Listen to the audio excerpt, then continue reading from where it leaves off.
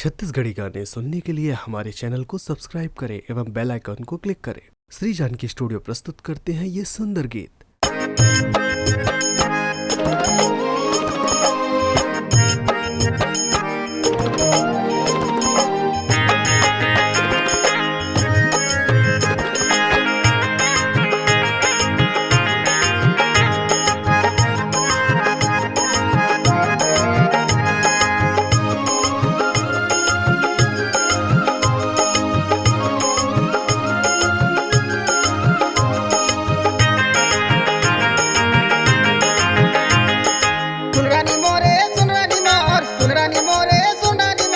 सुनरानी मोरेगा गुनवाना के बातला तई सुनरानी मोरेगा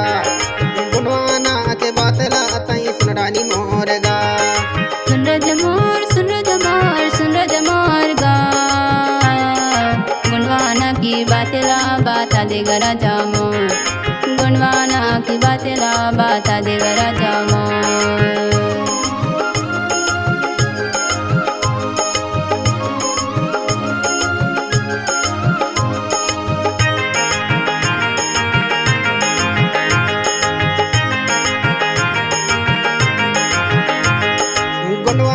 के राज महारानी सोने के सिक्का चलेंगे रानी सोने के सिक्का चलाई गुणवाना के राज महारानी सोने के सिक्का चलेंगे रानी सोने के सिक्का चलाई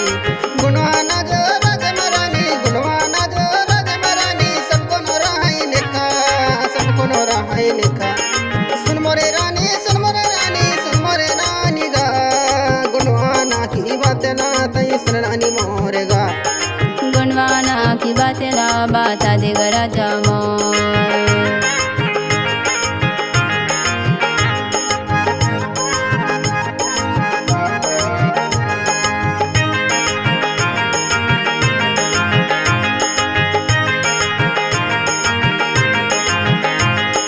गुणवाना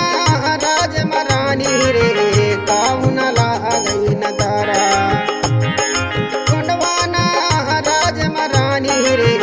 काहुन ला गई न तारा गुणवान राजे महारानी रे सत्य के बने माँ चलई सुनानी मोरे सुनानी मोरे गा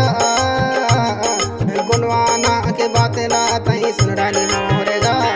गुनवाना की बातला बाता दे गरा जामो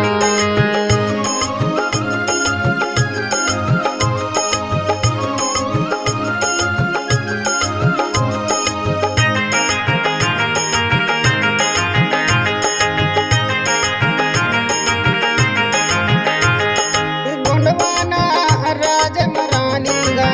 सोने के चिड़िया कका है गुंडवाना राज महारानी रे सोने के चिड़िया आज का है गुंडवान राज महारानी रे सोना चांदी भंडार रानी मोरे सुरानी मोरे गा गुणवाना के बातला तई सुरानी मोरेगा गुनवाना की बातला बाता दे गरा जामो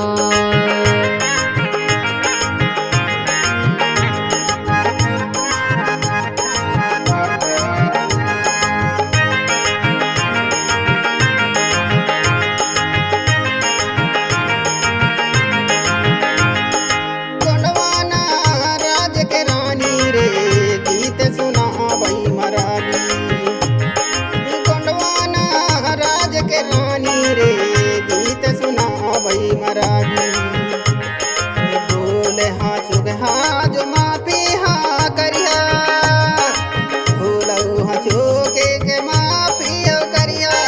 गंगा मरावी के रे सुनरानी मोरे सुनरानी मोरे गा गुणवाना के बातला तई सुनरानी मोरेगा गुणवाना के बातला तई सुनरानी मोरेगा सुनरद मोर गा गुनवाना की बातला बाता दे गरा जामो गुणवाना के बातला तई सुनरानी मोरेगा गुनवाना की बातला बाता दे गरा राजा मोर। गुणवाना के बात।